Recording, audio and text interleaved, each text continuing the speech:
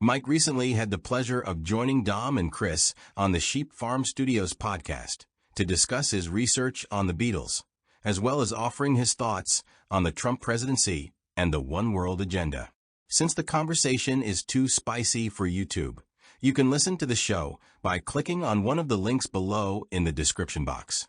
Before heading out, here's a short clip from the interview. Thanks for listening.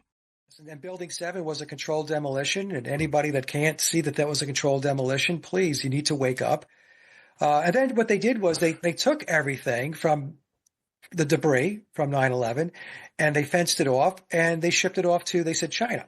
So it was a crime scene, but we don't care about that. We're going to take everything, put it in big dump trucks, and take it away so nobody can evaluate it and assess it forensically.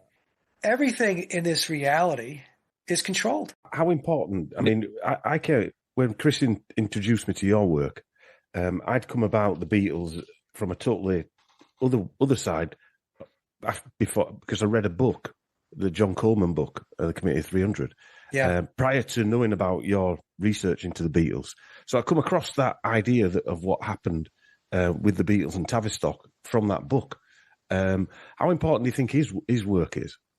John Coleman. I think John Coleman's his work is very, very important, and I'll have some people comment and say that he was controlled opposition, he was this, he was that, and my response back to them is, go read his books and tell me where he got it wrong. Yeah, that's what I said. Yeah,